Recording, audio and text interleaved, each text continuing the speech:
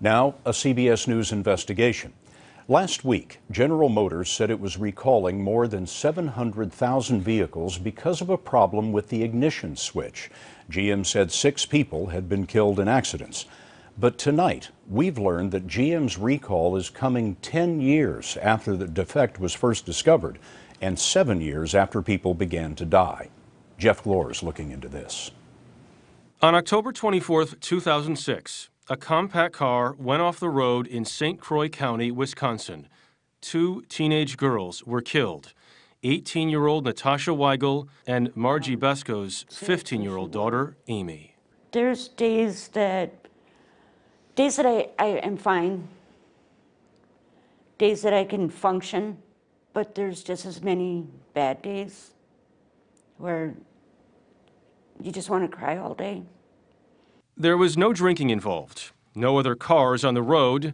Weather was determined not to be a factor.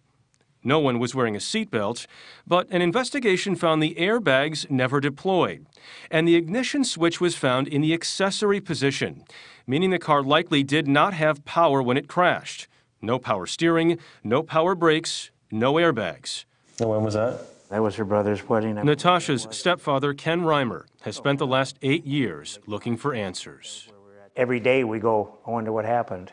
No one has ever said to you, this is why this happened? No.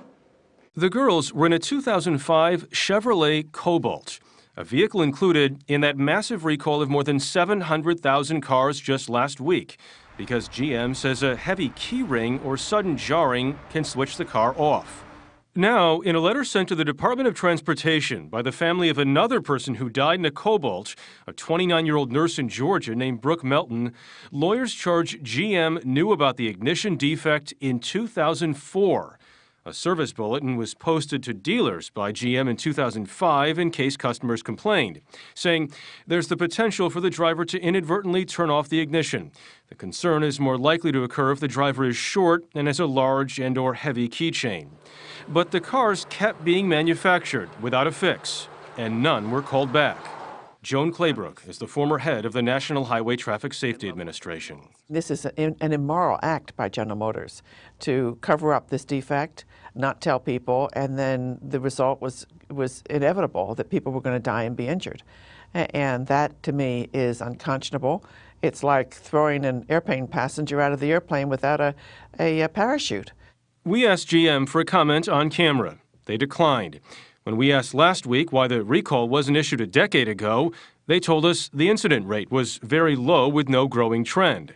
They added today, the safety of our customers is paramount. Given our present understanding of the 2005 to 2007 Cobalt ignition switch torque capabilities, we have announced a recall. Families who lost loved ones may be getting answers. It made me angry. They knew something was wrong with the car before the accident. I just don't understand how they can knowingly put these cars out and still let people drive them. This is my child. This is my baby girl. Amy and Natasha are 2 of the 6 deaths GM has linked to the ignition issue. Scott, the company stopped making the Cobalt in 2010, but there are still more than 500,000 Cobalts on the road today. Worth noting that GM volunteered the recall. It wasn't ordered by the government. Right. Jeff, thanks very much.